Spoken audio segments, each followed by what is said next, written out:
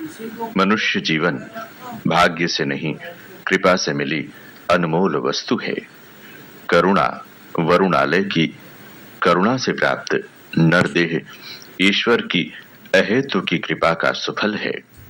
जब जीव असंख्य जन्मों तक निम्न योनियों में भटकता हुआ अनेक प्रकार की यातनाओं को भोगता है, तब महाकारुणिक प्रभु उसे ऐसा अवसर प्रदान करते हैं जो जन्म मरण की मुसीबतों से उसे हमेशा के लिए बचा सकने में समर्थ होता है। भवसागर से पार जाने के लिए उसे नरतनु रूपी जहाज प्रदान करते हैं। मनुष्य शरीर की सबसे बड़ी विलक्षणता ये है कि मात्र इसी शरीर से साधन कर सिद्धि प्राप्त की जा सकती है।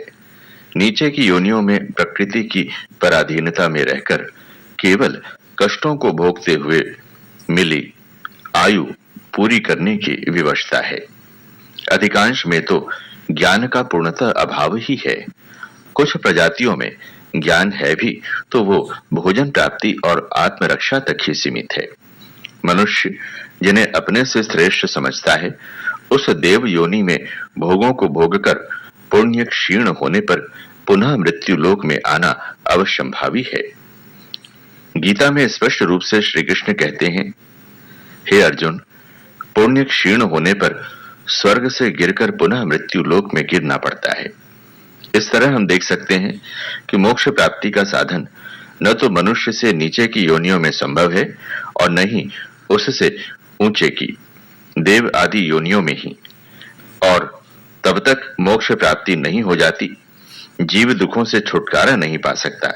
ये सिद्धांत है, दुखों से छुटकारा पाने का नाम ही मुक्ति है, क्योंकि बंधन किसी को भी अभिष्ट नहीं होता। स्वतंत्र होना, स्वाधीन होना आत्मा का सहज गुण है। इस सहज स्वरूप में स्थिति के लिए जीव मात्र प्रयत्नशील है, पर सही दिशा में प्रयत्न न होने के कारण लक्ष्य प्राप्ति से वो वंचित रह जाता है। डार्विन के विकासवाद का सिद्धांत सभी जीवधारियों पर समान रूप से लागू होता है, पर प्राणी विज्ञान का यह सिद्धांत प्राणियों के जिस विकास की सीमा को तय करता है, वो केवल भौतिक और जड़ शरीर के सर्वांग विकास तक ही सीमित है और उसकी परिणति है योग्यतम का चुनाव। लेकिन विकास के इस शिखर पर पहुंचकर भी दुखों से पूर्णतः छुटकारा तो फिर भी नहीं मिल पाता है। यहाँ से आगे की यात्रा आध्यात्मिक विकासवाद में देखी जा सकती है। आधुनिक युग में अरविंद जैसे महर्षियों ने इसे बौद्धिक स्तर पर समझाने का भरपूर प्रयास किया है। आध्यात्मिक विकासवाद की चरम परिणत है मोक्ष, पर इसकी प्रथम शर्त है मुमुक्षा, अर्थात मोक्ष प्राप्ति की प्रबल इच्छा।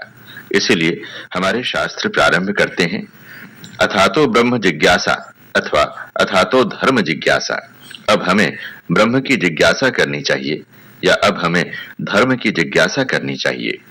ये प्रबल ब्रह्म जिज्ञासा ही मनुष्य को ब्रह्म की प्राप्ति में सहायक सिद्ध हो जाती है, और यदि वो भाव प्रधान व्यक्ति है तो धर्म जिज्ञासा उसे अपने इष्ट की प्राप्ति कराकर हमेशा हमेशा के लिए अपने लोक में निवास दे देती है, जहां आनंद का उपभोग करता हुआ वो पुनः जन्म मरण के महान कष्ट से सदा सर्वदा के लिए छूट जाता है।